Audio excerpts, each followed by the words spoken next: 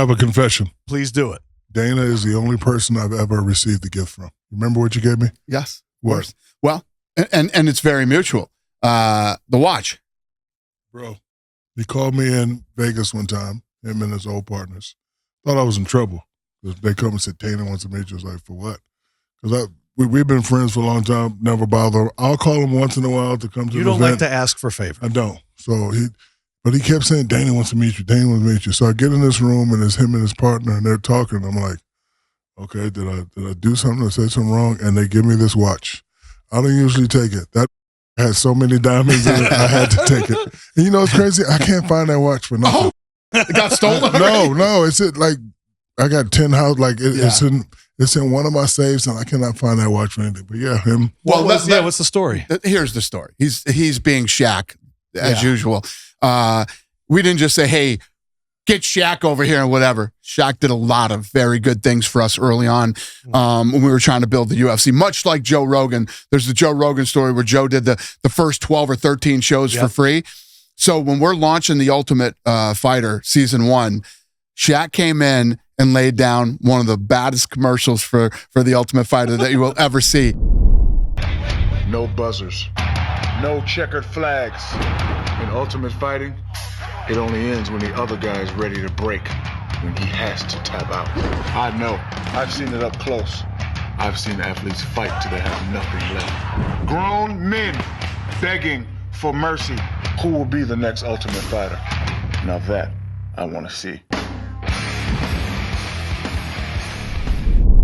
And what's crazy is when we went in to film this, he did it in one take. That's how he So is. when you wonder why this dude's on 787,000 commercials, okay, he came in and just laid this thing down, one take on The Ultimate Fighter, and it was awesome. I was going to ask you, was there a celebrity that showed up to a UFC fight where you went, wow? So and then is it Shaq? Shaq was all over this thing out the gate from day one. He loved it. He was a fan.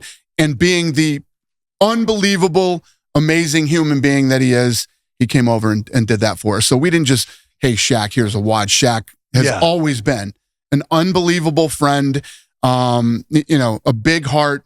Anything is never about, like, I'm late as hell to this podcast. You're not late. Cut it out. Late as hell. No, you're not. And I came in and I said, I'm sorry.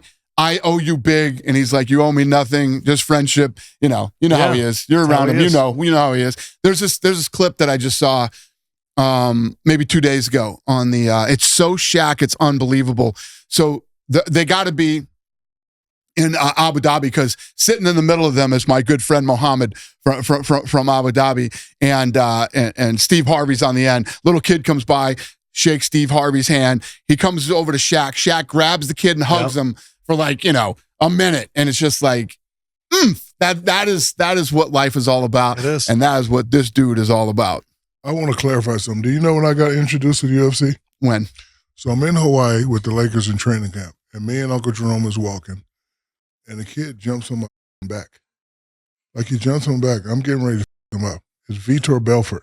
Yeah, okay. So he jumps on my back. He's like, no, I'm a fan of yours. We're doing this fight thing. Was that UFC 1? No.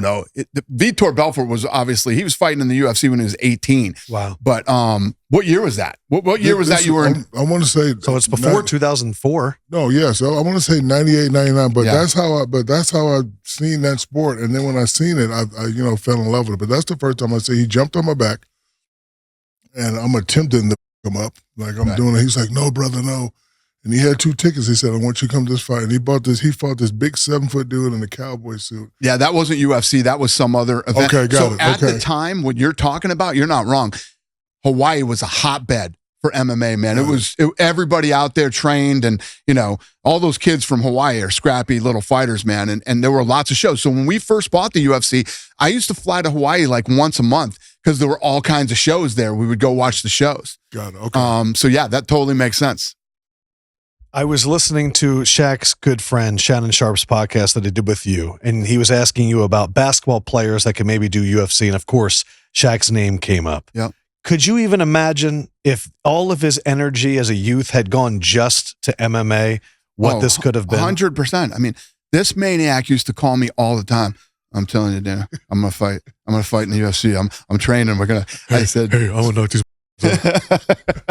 So he would just call you randomly and be like, I want to fight. All the time. Or text me. He texts me all the time telling me. Yeah, 100%. Yeah. I wrestled Forrest Griffin. Here it is right here. Undefeated champion, Godzilla Gorilla. I'll fight anybody in this building today. I think me and Shaq are going to fight till the death. I think Shaq going to take that W. Right? 2 Hall of Famers going right after.